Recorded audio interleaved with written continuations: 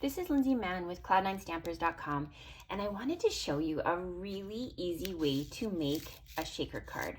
So let's get started. Often shaker cards are made with foam strips and window sheets, but this is an easy way and a really affordable way to make a shaker card. So the first thing you're going to do is take a clear envelope. The nice thing about these is you can get a pack of 50 for about $7. You're going to put a piece of Designer Series paper inside and just tuck it into the bottom corner. Then you're going to take some sequins and you're going to add a pinch, just a pinch, because actually less is more when you're making a shaker card.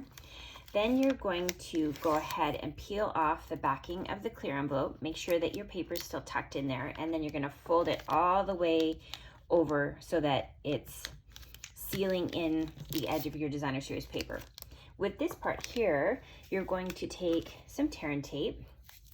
You're going to add it to the far edge of your Designer Series paper. And we will peel that off.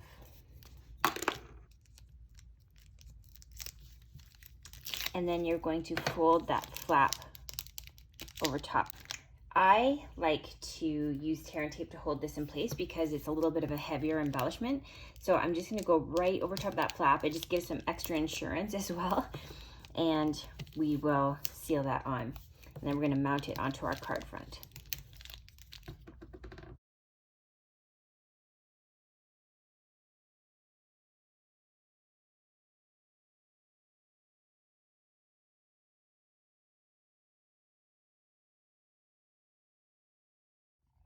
Next, I used my die cutting machine with the 2 dies from the painted label set, and I cut out my label and just a little decorative border here. And we're going to use the stamp set Perfectly Framed, and we're using this one. I think it's a great saying.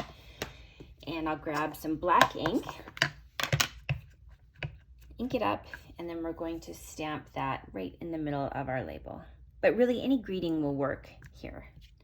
I just think this is a really nice one. Next, I'm going to flip this over and add some snail to the bottom of my label. And then I'm going to use that snail to pick up the border that we've got here. That's such a pretty lacy looking border. Next, we're going to add that to our card front using some Stampin' Dimensionals.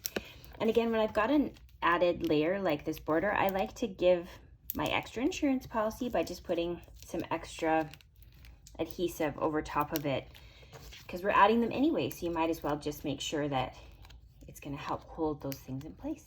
So next we'll take off the backings and we're going to layer that right onto the edge of our card front. And then we're going to bring in this Small Blossoms punch, and we are going to use that to cut out some Poppy Parade flowers. So I'm going to grab my bone folder and just do a really careful bend of the flowers. I'll do that on both of them.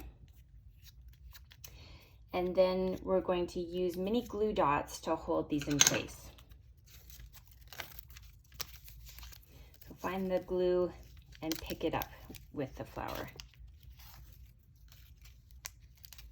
Just like that.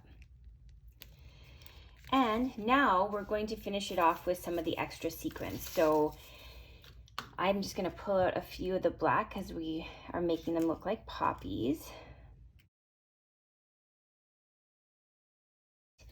And a take your pick tool really helps with positioning things like small poppy or small sequins.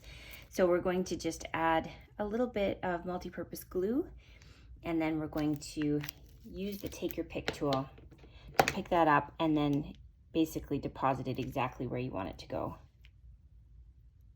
Just like that. And there you have it, a really simple but fun shaker card. Have fun.